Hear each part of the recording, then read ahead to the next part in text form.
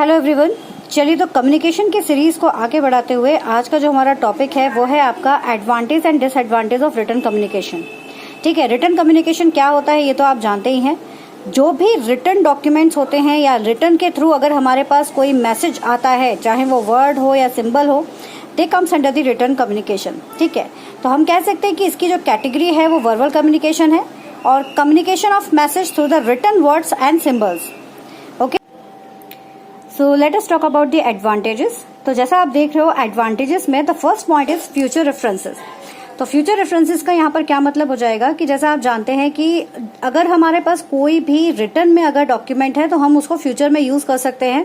वो हमारे लिए एक परमानेंट रिकॉर्ड का काम भी करता है, वो हमारे लिए एक एविडेंस का काम भी करता है व्हेनेवर वी रिक्वायर्ड। ठीक है, तो इसलिए ये चीज इंपॉर्टेंट है। फिर सेकंड आपका आता है कन्वे मैसेज टू मास। जैसे फॉर एग्जांपल अगर आपको कोई मैसेज एक बहुत बड़े ऑडियंस तक पहुंचाना है तो रिटन कम्युनिकेशन उसके लिए एक बहुत अच्छा माध्यम होता है। जैसे कि एक ईमेल के थ्रू आपने बहुत सारे लोगों तक कोई इनविटेशन सेंड किया है या किसी एडवर्टाइजमेंट जो कि पेपर में आप पब्लिश करवा रहे हैं तो वो बहुत सारे लोगों तक एक साथ पहुंचता है, पैम्पलेट्स हो गए। तो ये सारे एक ऐसे तरीके हैं जिसके थ्रू आप मास मीडिया को, मास पॉपुलेशन को कवर कर सकते हैं। फिर इसके बाद आता है नो फिजिकल प्रेजेंस। इसके लिए रिटन कम्युनिकेशन के लिए फिजिकल प्रेजेंस की आवश्यकता नहीं होती है। आप किसी को भी मैसेज जो है वो लिख कर भेज सकते हैं और उसके बाद उसके रिस्पॉन्स का आप वेट कर सकते हैं। फिर नेक्स्ट आपका आता है easy presentations of complex matters. Sometime it's happen कि कुछ मैटर्स ऐसे होते हैं जिनको वर्बली समझाना बहुत मुश्किल होता है। अगर उसको आपने लिखकर समझाया है या फिर आपने उसको समझाने के लिए आपने उसके लिए प्रेजेंटेशन का यूज किया है या फिर हम कह सकते हैं कि आपने उसको डायग्राम्स के थ्रू रिप्रेजेंट किया है तो वो बहुत आसानी से हम उसको कैप्चर कर सकते हैं। जैसे कि आपने देखा भी होगा कि अगर कोई भी जैसे हम कम्युनिकेशन ही पढ़ रहे हैं या उसकी प्रोसेस पढ़ रहे हैं तो प्रोसेस को अगर सिर्फ बोलकर बताएंगे तो it's very typical to understand. But अगर आपने प्रोसेस को अगर लिखकर समझा दिया है, डायग्रामेटिक तरीके से समझाया, तो वो समझने में ज्यादा आसानी होती है।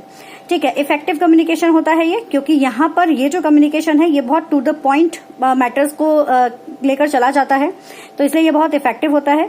Less distortion of property, that means कि जो भी मैसेज आप भेज रहे हो वो एज इट इज जाएगा, है ना। जो हमारा वर्बल कम्युनिकेशन होता है उसमें डिस्टॉर्शन के चांसेस बढ़ जाते हैं। क्यों? क्योंकि वहां पर कई बार ऐसा होता है कि किसी ने सुना कुछ और सामने वाले को इन्फॉर्मेशन कुछ और ही दे दी, है ना, बल्कि सामने जो भेजने वाला था वो कुछ और ही मैसेज भेजना चाहता था। तो इस तरह से मैसेज जो है वो खराब हो जाता है। बट रिटन कम्युनिकेशन में जैसा है वैसा की वैसा फॉरवर्ड हो सकता है, तो इसलिए ये जो मैसेज है वो आपका डिस्टॉर्ट नहीं होता है, खराब नहीं होता है। It helps to remember. आप हमेशा कहते हैं कि कोई भी चीज अगर आप रिटर्न में करते हैं तो बहुत आसानी होती है उसको याद रखने में। इसलिए हम कहते हैं कि स्टार्टिंग में चाहे आप ऑफिस वर्क कर रहे हैं या पर्सनल वर्क कर रहे हैं, आप एक लिस्ट बना लीजिए, टू डू लिस्ट बना लीजिए, तो आपको काम करने में बहुत आसानी रहेगी, क्योंकि आपको चीजें याद रहेंगी कि एक ही दिन में आपको क्या क्या टास्क कंप्लीट करने हैं। फिर हेल्पफुल इन लीगल एक्शन। ये किसी भी लीगल एक्शंस के लिए एक एविडेंस का काम करता है, तो इसलिए ये बहुत ज्यादा हेल्पफुल हो सकता है। आपके पास एक रिकॉर्ड अगर होता है तो आप उसको यूज कर सकते हैं अपने बचाव के लिए। ओके, तो जहां एडवांटेज है वहां डिसएडवांटेज भी होंगे। उसी तरह से रिटन कम्युनिकेशन के भी कुछ डिसएडवांटेज यहाँ पर दिए गए हैं। जैसे कि डिसएडवांटेज आप पहला देख रहे हो, टाइम कंज्यूमिंग।